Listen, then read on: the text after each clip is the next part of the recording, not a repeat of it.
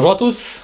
Avant d'évoquer le super top 5 du jour, une triste nouvelle à vous annoncer avec le décès de Pierre Vallon qui vient de tirer sa révérence à 83 ans. Ce confrère, cet amoureux des courses, a longtemps été la voix d'Equidia.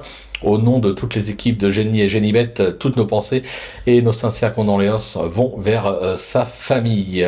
Comme on dit, the show must go on. Alors, direction la Normandie et l'hippodrome de Cabourg à l'occasion du prix Bruno Cocatrix ce vendredi. Une épreuve pour trotteurs de 7 à 11 ans qui vont devoir en découdre sur les 2750 mètres avec un recul de 25 mètres pour les plus riches. Une course qui s'annonce vraiment des plus ouvertes et dans laquelle il ne faudra pas hésiter à tenter des coups. Mais avant de vous délivrer mon pronostic, vous le savez, le grand jeu de l'été Super Top 5 de Génibet bat son plein avec à la clé pas moins de 10 000 euros de bonus à se partager.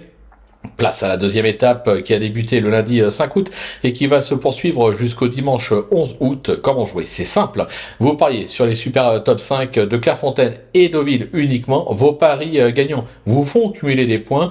Et pour les 200 premiers du classement, c'est 1500 euros de bonus à se partager. Pour toute info et bien sûr s'inscrire, ce qui est la base, rendez-vous sur genibet.fr en allant sur la page dédiée et cliquez sur le bouton Je participe au grand jeu de l'été Super Top 5 ou sur l'onglet promo. N'oubliez pas de vous inscrire. N'hésitez pas également de vous abonner à notre chaîne sur laquelle vous pouvez me retrouver notamment tous les jours au travers de mes cotes et codes pour la réunion principale et sur les réseaux sociaux pour retrouver le prono de Flo Gautreau.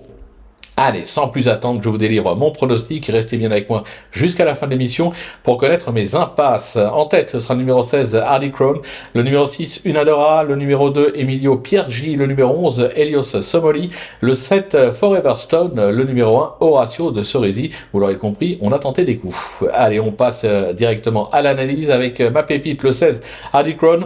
Plutôt appliqué ces derniers temps, il vient d'enchaîner, d'enregistrer même, 2 succès à Vincennes et une 3e place à Châtelaillon et une 4e place à ce niveau à Cabourg à l'occasion de ses 5 dernières sorties. Il bénéficie d'un bel engagement à 345 euros du plafond des gains, même en devant de nouveau à rendre les maîtres. Je pense qu'il doit pouvoir jouer le podium, voire la victoire. Mon petit coup de cœur, ce sera le numéro 6, Unadora. Même si elle tarde à se montrer sous son meilleur jour, cette élève de Nicolas Delamare mérite crédit. Cette fille de Tornado Bello se plaît à Cabourg, compte déjà 4 accessibles sur cette piste avec notamment une 3e et une 5e place à ce niveau. Franck Nivard est de retour aux commandes, idéalement engagé au premier poteau. Je pense qu'elle doit pouvoir elle aussi jouer le podium. Mon bruit de curie, ce sera le numéro 2. Emilio Piergi. Dernièrement, il a été retardé par une faute alors qu'il tentait d'améliorer son classement à un tour de l'arrivée. Une course à oublier. Se protéger de Franck Blandin n'en reste pas moins un trotteur de qualité qui passe rarement à côté de ses engagements. Il tourne aussi bien à droite qu'à gauche. Bien engagé. Il trouve ici l'occasion de se réhabiliter totalement. Mon cheval repéré numéro 11, Helios Somoli, qui vient de se changer les idées par 3 fois sur l'herbe avec un succès à Bernay, une 2e place à Royan. Se protéger de Jean-Paul Fichot a fait ses preuves à ce niveau avec un brillant succès à Caen, c'était en mars dernier. C'est du 50-50 sur la piste de Cabourg avec un succès et une 2e place en 4 tentatives. Avec le bon parcours, je pense qu'il est capable de jouer un bon rôle. Mon petit coup de poker, et c'est un vrai coup de poker, le numéro 7, Forever Stone. Alors, même si c'est surtout sous la selle que ce pensionnaire d'Hervé Abarth gagne aujourd'hui sa vie, il faut se souvenir qu'il compte également à son palmarès quelques bonnes sorties à l'athlé et notamment un succès et une 2e place sur le parcours du jour.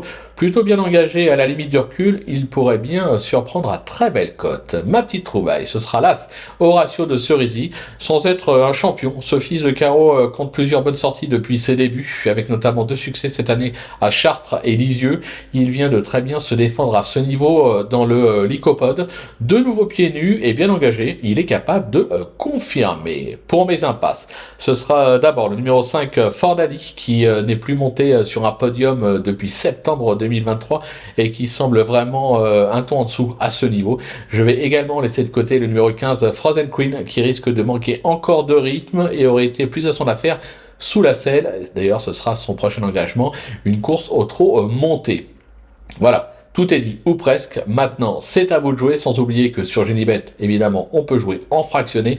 Bon jeu à tous et rendez-vous dès demain pour un nouveau super top 5. On prendra la direction de l'hippodrome de Deauville. Et bien évidemment, je dédie cette émission à Pierre Vallon.